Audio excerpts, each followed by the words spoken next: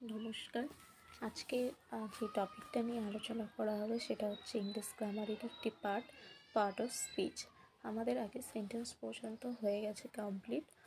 তো আজকে আমরা শুরু করব পার্ট অফ স্পিচে। পার্ট অফ স্পিচটা কি?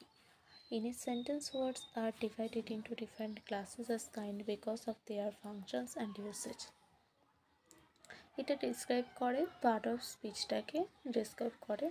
আর part of speech basically help করে আমাদের যে মিনিংফুল সেন্টেন্সগুলো আছে সেগুলো বোঝার জন্য।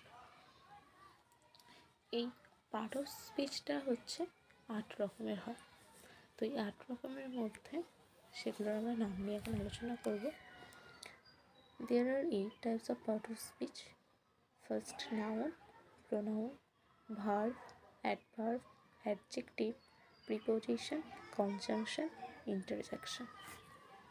এই 8টা হলো পার্ট অফ স্পিচ। এই 8টা যে পার্ট অফ স্পিচ রয়েছে সেটাই আমাদের গ্রামারে ভীষণ রকমভাবে হেল্প করবে।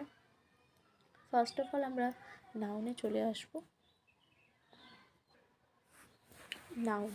নাউন বলতে যেটা বোঝাচ্ছে সেটা হচ্ছে name of anything like person, animal, place, thing, abstract idea, action, state or qualities called noun. যে কোনো ব্যক্তি, প্রাণী, বস্তু, ভাব বা ভাবনা, কাজ, অবস্থান, দোষ, গুণ ইত্যাদি নাম যেগুলো থাকবে সেগুলোকে আমরা নাউন হিসেবে চিনব বা বলতে পারি। নাউনের এক্সাম্পলে আমরা চলে আসছি, তাহলে আরও ভালোভাবে ক্লিয়ার হয়ে যাবে।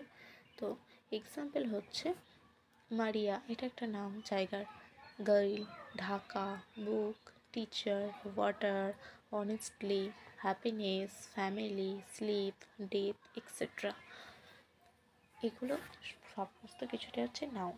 যে কোনো ব্যক্তি, প্রাণী, বস্তু, ভাব বা ভাবনা, কাজ, অবস্থান, দোষ, গুণ ইত্যাদি নামকেই আমরা নাউন হিসাবে চিহ্নিত করতে পারি।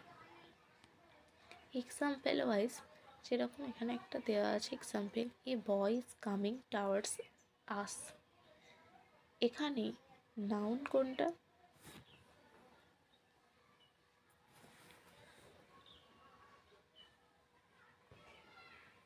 বয়, এটা নাউন।